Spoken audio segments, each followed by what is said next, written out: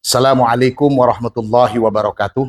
Waalaikumsalam warahmatullahi wabarakatuh. Bismillahirrahmanirrahim. Alhamdulillahirabbil alamin.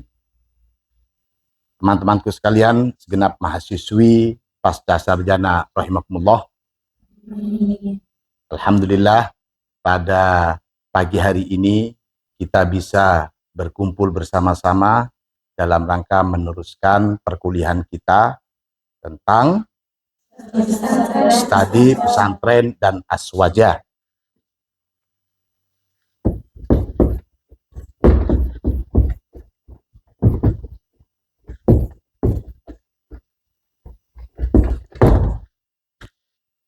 Baik, sebelum memulai materi perkuliahan kita, mari kita buka pertemuan ini dengan bersama-sama membaca Al-Basmalah. Bismillahirrahmanirrahim. Di sini saya ingin mengabsen dulu Adita, Mardiah, Ica, Ulil, Maulidiyah, Zakia, Dina, Salma, Balkis, Fauza. Baik. Pada pertemuan yang lalu, kita sudah membahas tentang Ahlus Sunnah wal Jamaah secara umum dan sebagian tentang pandangan-pandangan para ulama fikih kaitannya dengan Ahlus Sunnah wal Jamaah. Sebelum meneruskan materi kita, saya ingin menanyakan tentang pertemuan yang lalu. Para ulama ahli fikih itu menilai bahwa aswaja Ahlus Sunnah wal Jamaah itu adalah, siapa yang ingat? Ya, silakan. Ica. Ahlus Sunnah wal Jamaah adalah kelompok yang terhitung dari 4 mazhab. Maliki, Syafi'i, dan Hambali. Baik, betul sekali. Jadi Ahlus Sunnah wal Jamaah itu adalah mereka yang di dalam madhab fikih tergolong dalam 4 madhab. Apa saja? Madhab Maliki, Syafi'i, Hanafi, dan Hambali. Itu dalam kajian fikih. Nah, sekarang kalau umpamanya secara umum Ahlus Sunnah wal Jamaah, ada yang masih ingat kira-kira? Apa Ahlus Sunnah wal Jamaah? Ya, Dina? Ahlus Sunnah wal Jamaah adalah orang-orang yang berpikir mengenai keagamaan, yang mencakup kehidupan, dasar-dasar moderasi, menjaga keseimbangan dan toleransi. Atas dasar moderasi dan toleransi. Moderasi dalam beragama, moderasi dalam segala hal. Nah, kalau saya tanya, apa sih moderasi itu?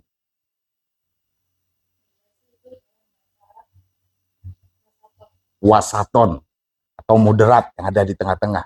Tidak condong ke garis kanan, juga tidak condong ke garis kiri. Ini yang ekstrim, ini liberal. Moderasi itu ada di tengah-tengah. Bagus. Nah, sekarang ini kita akan meneruskan materi kita tentang tentang Ahlus Sunnah wal Jamaah dalam aspek ilmu kalam.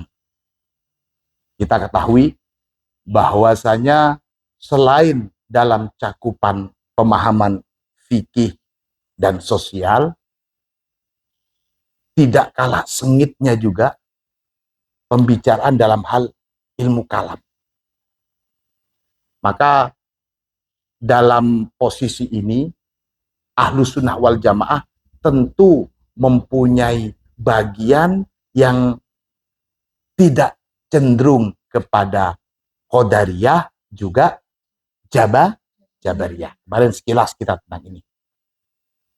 Posisi Ahlus Sunnah wal Jamaah bukan termasuk yang Qadariyah serta Jabariyah. Lebih spesifik lagi, kita bisa untuk memahami apa sih sebenarnya pemahaman Qadariyah serta Jabariyah. Di sini saya bawakan materi dalam rujukan kitab Mausu'atul Farq wal Madahib yang diterbitkan oleh Wizaratul Auqaf Al-Misriyah di halaman 521. Itu nanti bukunya ada di pustakaan. Kalian bisa mencatat referensinya ini, dan setelah materi ini kalian akan saya beri tugas untuk bisa memahami lebih detail lagi macam-macam qadariyah, macam-macam jabariyah. Dan itu sebagai tugas kalian nanti. Setelah perkuliahan ini, minggu depan kalian sudah siap dengan makalah berkaitan dengan qadariyah dan jabariyah serta macam-macamnya. Pertemuan ini saya ingin memberikan gambaran secara singkat dan mengumum apa sih sebenarnya qadariyah serta jabariyah. Di sini dikatakan al-qadariyah humul ladzina yumfuna qadarallahi ta'ala wa yaqulun innallaha ta'ala lam yakhluq af'alal ibad wa yaj'alul abad khaliqa fi'li nafsihi wa yaqulun innallaha ta'ala la ya'lam asy-syai' illa ba'da wuku'ihi. Baik, saya tulis di sini kan al-qadariyah wa yaj'alunal abda khaliqa illa ba'da wuku'ihi, illa ba'da wuku'ihi. Baik, perhatikan di sini. Nanti tulisannya, perhatikan dulu.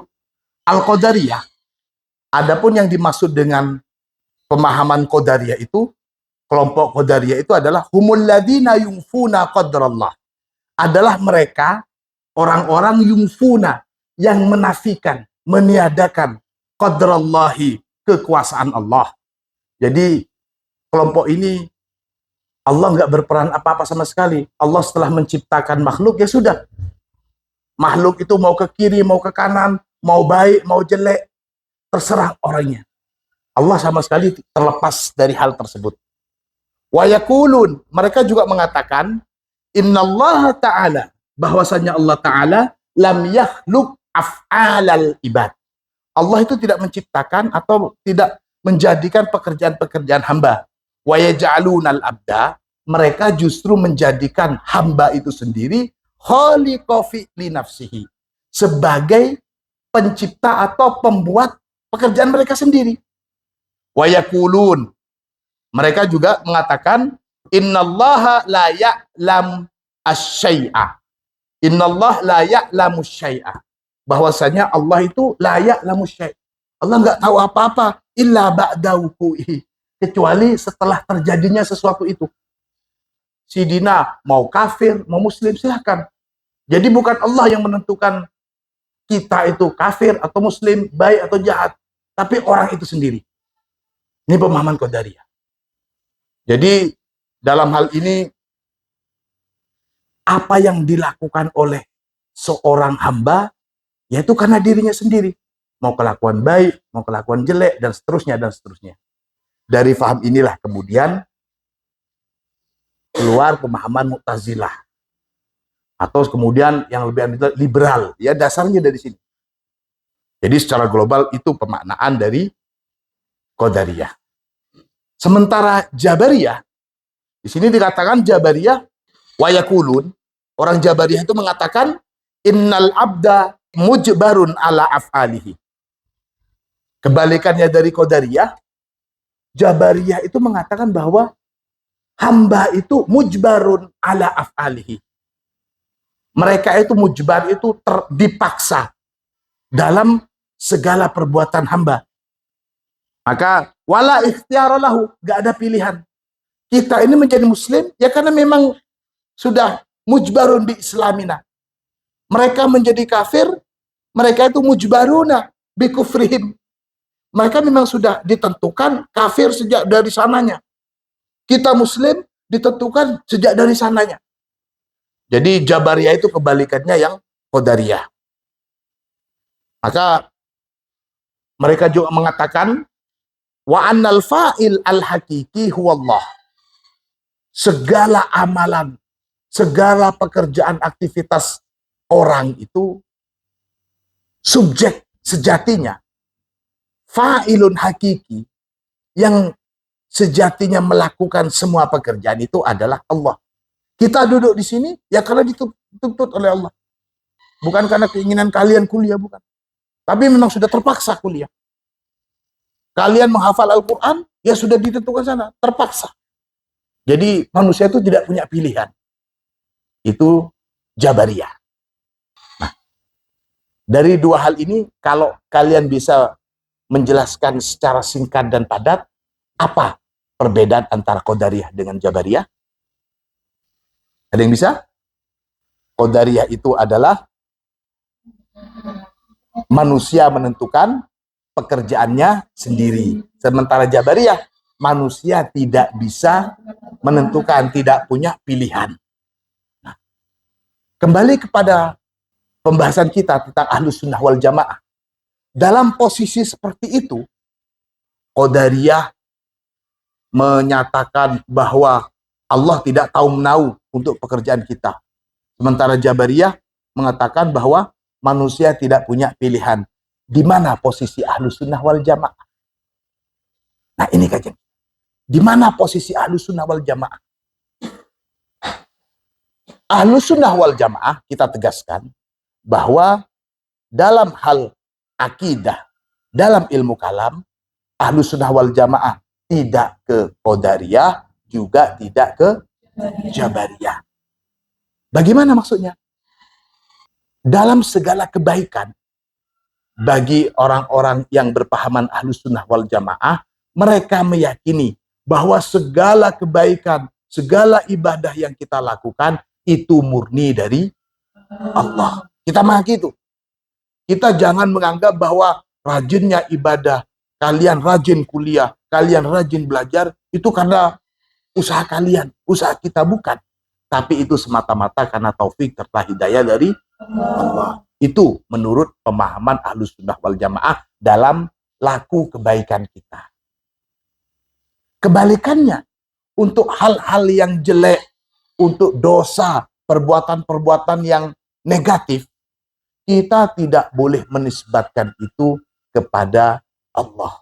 Ahlus Sunnah meyakini bahwa segala kejelekan, segala dosa yang dilakukan oleh manusia, itu murni adalah karena perbuatan manusia itu sendiri. Nah, di sini ada mukhayyar wa musayyar. Jadi Ahlus Sunnah wal Jamaah itu mengakui mukhayyarun wa musayyar. Manusia itu diberi pilihan. Dalam hal apa? Dalam melakukan kebaikan dan keburukan. Ini loh yang baik, ini yang buruk. Pilih mana? Andai kata dia memilih kebaikan, maka kita harus meyakini. Meskipun secara dohir kita melakukan itu, tapi adab kita kepada Allah selaku Kholik, kita harus meyakini bahwa itu adalah taufik dan hidayah dari Allah. Kebalikannya, ketika kita sudah memilih yang jelek, kita melakukan dosa, perbuatan yang salah, kita jangan menisbatkan. Ketika umpamanya ada yang tanya, kenapa kamu mencuri? Ya sudah takdir. Nah, ketika ada jawaban sudah takdir, itu maka sudah masuk ke kelompok Jabariyah. Tidak. Di dalam Ahlus Sunnah wal Jamaah, kejelekan, kebaikan itu murni karena kejelekan kita. Maka tidak heran, di banyak pidato-pidato, biasanya kelompok Ahlus Sunnah wal Jamaah, mereka mengakhiri pidatonya dengan, jika terdapat kejelekan-kejelekan, itu semua murni dari kelemahan diri, dan jika ada kelebihan dan kebaikan, itu semata-mata dari Allah. Nah, itu ciri-ciri orang Ahlus Sunnah wal Jamaah itu seperti itu. Ini yang perlu kita pahamin. Baiklah, teman-teman sekalian yang berbahagia. Itu beberapa hal yang menjadi tema atau kajian kita pada hari ini. Nah, sebelum saya akhiri, saya ingin bertanya tentang apa yang sudah kita pelajari pada hari ini. Di manakah posisi Ahlus Sunnah wal Jamaah dalam hal kalam atau akidah? Siapa yang bisa memberikan jawaban? Ya, silakan.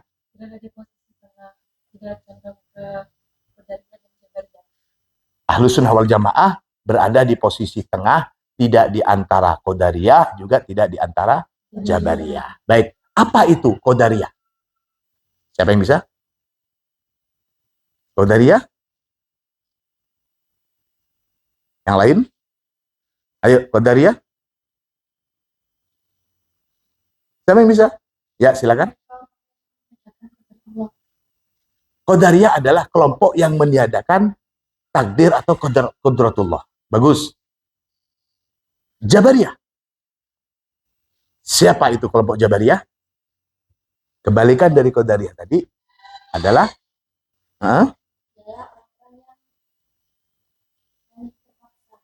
orang-orang yang kelompok yang merasa semua pekerjaannya itu berdasarkan keterpaksaan, tidak ada pilihan. Mereka meyakini semua pekerjaan amalia baik yang buruk atau yang baik, orang mau menjadi kafir atau muslim, itu semata-mata sudah ditentukan oleh Allah. Kita tidak punya pilihan. Selanjutnya, sebagaimana tadi pembukaan, untuk pertemuan yang akan datang, kalian sudah bisa mencari melalui referensi yang sudah saya tunjukkan tadi, macam-macam dari Qadariyah itu sendiri. Itu menjadi tugas semuanya. Minggu depan saya akan tagih makalah kalian, lalu kita diskusikan. Kalian memberikan penjelasan. Saya hanya ingin mendengarkan, kemudian memberikan masukan untuk makalah-makalah yang sudah kalian buat. Terima kasih. Itu materi perkuliahan kita pada hari ini. Mudah-mudahan apa yang kita pelajari menjadi keberkahan dan menjadi ilmu yang bermanfaat bagi kita. Demikian dari kami. Hadanallahu wa iyyakum ajmain. Assalamualaikum warahmatullahi wabarakatuh. Waalaikumsalam warahmatullahi wabarakatuh.